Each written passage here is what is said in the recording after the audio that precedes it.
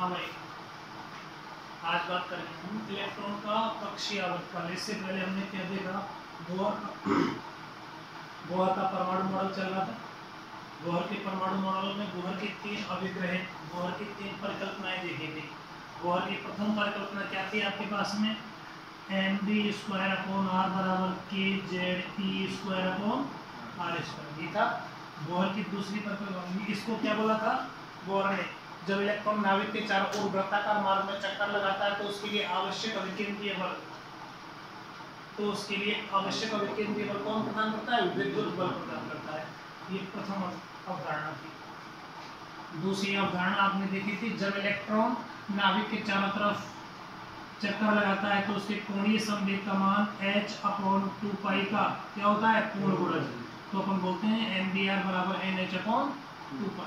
और तीसरी परिकल्पना क्या देखी थी, जब इलेक्ट्रॉन निम्न ऊर्जा स्तर से उच्च ऊर्जा स्तर में जाता है, निम्न से उच्च में जा रहा है तो ऊर्जा का अवशोषण करेगा, विच्छेद करेगा। और जब इलेक्ट्रॉन उच्च ऊर्जा स्तर से निम्न ऊर्जा स्तर में आता है तो ऊर्जा का क्या करता है, उत्सर्जन करता है। इलेक्ट्रॉन ऊर्जा का उत्सर्जन या अवशोषण किसके रूप में करता है, फोटोन के रूप में करता है। और दोनों ऊर्जा अंतराल की तुल्य ऊर्जा का उत्सर्जन या अवशोषण करेगा। तो हमने देखा था E2 - E1 बराबर क्या था, डेल E, और ये किसके बराबर था, H के बराबर था। ये जो भी एनर्जी थी, ये सारी एनर्जी किसके रूप में रिड्यूस हो गई थी आपके पास में, फोटोन के रूप में। ऐसा ही था। चलो, फोटोन एक प्रकार की प्रकाश ऊर्जा है। बोहर की इन तीनों परिकल्पनाओं से हमने देखा था इलेक्ट्रॉन की कक्षीय आवर्तकाल के बारे में अध्ययन किया था, इलेक्ट्रॉन की कक्षीय त्रिज्या के बारे में अध्ययन किया था पहला। दूसरा इलेक्ट्रॉन के कक्षीय वेग के बारे में अध्ययन किया था। और तीसरा किसके बारे में अध्ययन किया था, इलेक्ट्रॉन की ऊर्जा के बारे में अध्ययन किया था। और चौथा हमारे पास में क्या है, इलेक्ट्रॉन का कक्षीय आवर्तकाल। यही चीज है आवर्तकाल। आई थिंक कोई समय है, समय बराबर हमारे पास फॉर्मूला क्या होता है, दूरी अपॉन चार्ज, यही होता है। तो मैं बोल सकता हूं कि आपके पास में ये नाभिक है, इस नाभिक के चारों तरफ कौन चक्कर लगा रहा है, यहाँ वृत्ताकार मार्ग में इलेक्ट्रॉन चक्कर लगा रहा है। तो इस इलेक्ट्रॉन का क्या चाहिए आपको, आवर्तकाल चाहिए, यही है ना। इलेक्ट्रॉन का आवर्तकाल निकालने के लिए मैं बोल सकता हूं इलेक्ट्रॉन के द्वारा एक पूरा चक्कर लगाने में तय की गई दूरी, इलेक्ट्रॉन के द्वारा एक पूरा चक्कर लगाने में तय की गई दूरी और उसमें लगे समय का अनुपात क्या कहलाएगा, आवर्तकाल कहलाएगा। समय बराबर दूरी बटा चार। दूरी क्या है, एक चक्र में तय की गई दूरी, मतलब इस सर्किल की परिधि, इस वृत्तीय मार्ग की परिधि, यही होगा। तो मैं इलेक्ट्रॉन का कक्षीय आवर्तकाल बोल सकता हूं वृत्ताकार मार्ग में, वृत्ताकार मार्ग, या इसका मतलब क्या हो गया, परमाणु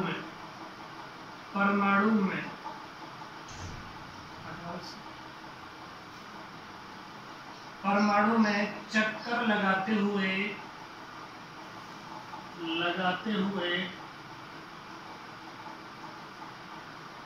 इलेक्ट्रॉन के द्वारा एक पूर्ण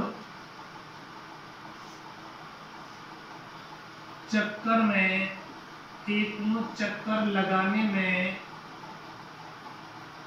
तय की गई दूरी एवं उसमें लगे समय का अनुपात क्या कहलाता है, आवर्तकाल कहलाता है। ये ना, आवर्तकाल को किससे डिनोट करते हैं, इसे कैपिटल T से व्यक्त करते हैं। इसका मतलब क्या हो गया, कैपिटल T बराबर समय बराबर क्या आ गया आपके पास में, दूरी बटा चार। ये है जी, समय बराबर दूरी बटा चार। समय कैपिटल T, दूरी क्या आ गई, इसके वृत्तीय मार्ग की त्रिज्या, वृत्तीय मार्ग में इसके द्वारा तय की गई दूरी कितनी आ गई, वृत्तीय मार्ग की परिधि 2πr अपॉन चाल क्या आ गई v। लेकिन मुझे नहीं पता ये कौन से कोष में चक्कर लगा रहा है, प्रथम कोष में चक्कर लगा रहा है या दूसरे कोष में चक्कर लगा रहा है। या तीसरे में लगा रहा है या कौन से में लगा रहा है। तो मैं मान लेता हूँ ये nवें पुश में चक्कर लगा रहा है, इसीलिए त्रिज्या क्या हो जाएगी Rn एंड अगेन v, वेग क्या हो जाएगा आपके पास में v। अब मान आपको ये क्या आ गया आपके पास में आवर्तकाल, क्या आ गया। अब यहाँ पर त्रिज्या और वेग के मान रखने, ठीक है ना। त्रिज्या क्या है आपके पास में Rn। इससे पहले जो आपने टॉपिक किए थे इलेक्ट्रॉन की कक्षीय त्रिज्या, वहां आपने Rn का मान फाइंड आउट किया था, और Rn का मान क्या था आपके पास में n square h square epsilon not upon क्या था z e स्क्वायर पाई, ये था। चले आगे, यही है। चलो दूसरा आपके पास में क्या चाहिए, वेग vn का मान चाहिए। किसका मान चाहिए, vn का मान चाहिए। और वापस आपने इलेक्ट्रॉन का कक्षीय वेग देखा था, इलेक्ट्रॉन का कक्षीय वेग था 1/2 ze स्क्वायर, क्या था n h और एप्सिलॉन नॉट, यही मान थे। ये सारे मान उठाकर मैं आ रखा हूं। चलो भाई देखो आवर्तकाल t बराबर 2 पाई, Rn का मान कितना है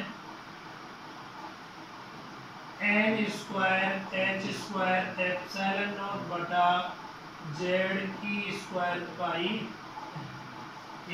इसके अपॉन में कौन है vn, इसका मतलब ये पूरा मान है वो कहाँ आएगा अपॉन में। अगर अपॉन वाले पार्टिकल को, अपॉन वाली वैल्यू को मैं ऊपर ले जाऊं, मल्टीप्लाई में ले जाऊं, तो क्या कर दूं इसका उल्टा कर दूं। उल्टा करूंगा तो भाग किस में चेंज हो जाएगा, गुणा में। चलो क्या मान मिलेगा आपके पास 2 n h एप्सिलॉन नॉट बटा z e, ये आएगा ना। चलो देखो कुछ कैंसिल आउट, कुछ नहीं।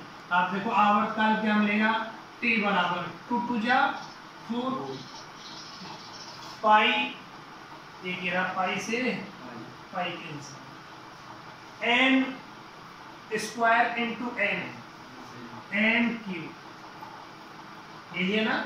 चलो h square into h cube epsilon not square, epsilon not या एब्सोल्यूट धन्यवाद की विद्युत सिद्धा कहलाती है। इसका मान मैं पहले बता चुका हूं, फिर बोल रहा हूं 8.85 गुणा 10 की घात ऋणात्मक 12 coulomb square upon newton metre square. z गुणा z स्क्वायर e4 इंटू ये क्या आ गया इलेक्ट्रॉन का आवर्तन। ठीक, मुझे अगर इलेक्ट्रॉन की कक्षीय आवृत्ति चाहिए, क्या चाहिए, इलेक्ट्रॉन की कक्षीय आवृत्ति, तो मुझे कहीं याद आ रहा है, मैंने कहीं पढ़ा था, एक ऐसे में मैंने पढ़ा था किसी भी पार्टिकल की आवृत्ति या किसी कण की आवृत्ति उसके आवर्तकाल के व्युत्क्रम के बराबर होती है, या 1 सेकंड में लगाए गए चक्करों की संख्या क्या कहलाती है, आवृत्ति कहलाती है। तो मैं यहां बोल देता हूं एक चक्कर में, एक चक्कर क्या बोला, 1 सेकंड में लगाए गए चक्करों की संख्या, 1 सेकंड में लगाए गए चक्करों की संख्या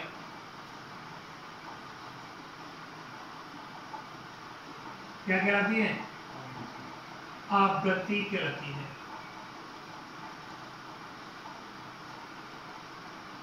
आवृत्ति कहलाती है। इसे किससे डिनोट करते हैं, एफ या न्यू से व्यक्त करते हैं, यही है ना। चले आगे, इसका मतलब क्या आ गया, एफ या न्यू बराबर 1/t। टी का मान ये रहा, आपको क्या मिलेगा, एफ बराबर 1/4n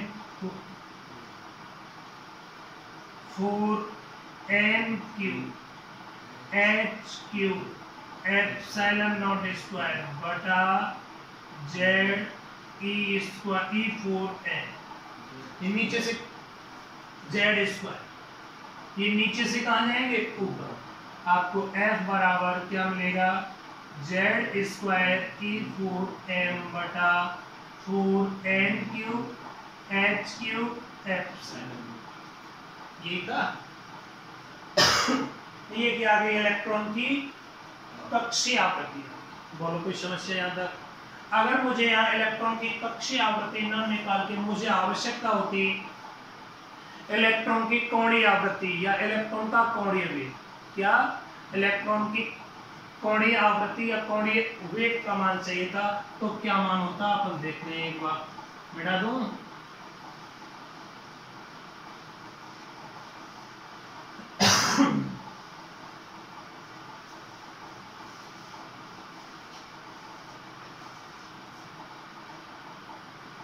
इलेक्ट्रॉन की कोणीय आवृत्ति या कोणीय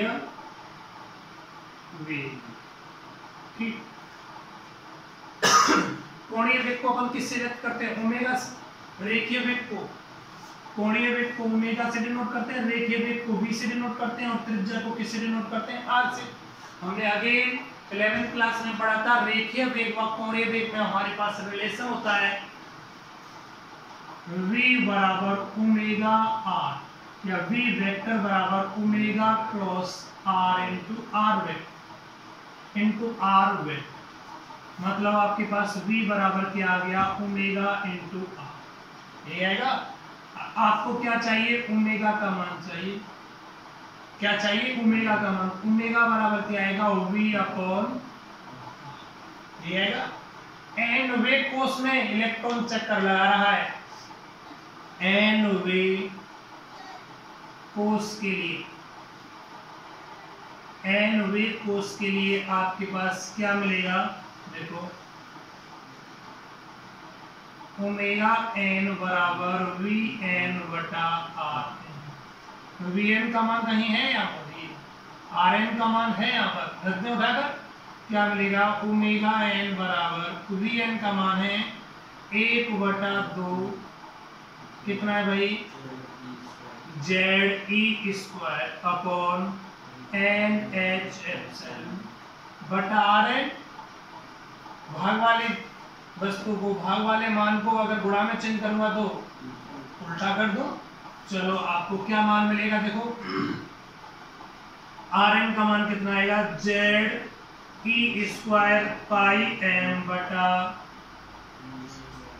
N square H square epsilon. यही मान आएगा ना। यहां से अब मैं सारी वैल्यू को कैलकुलेट करता हूं। देखो कुछ कैंसिल आउट हो रहा है क्या,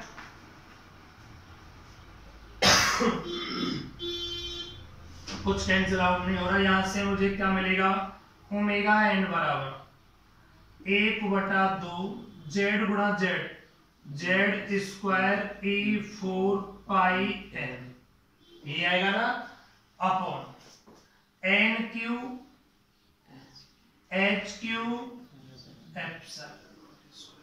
ये क्या आ गया आपके पास में, इलेक्ट्रॉन की कोणीय आवृत्ति या इलेक्ट्रॉन का कोणीय वेग।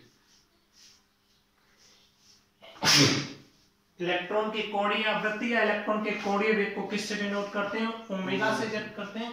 रेखीय वेग और कोणीय वेग में रिलेशन ये होता है, हम डायरेक्ट लिखेंगे। हम जानते हैं कि v वेक्टर बराबर omega vector into r vector. अगर यहां से मैं ओमेगा का मान निकालूंगा तो ओमेगा बराबर v अपॉन r।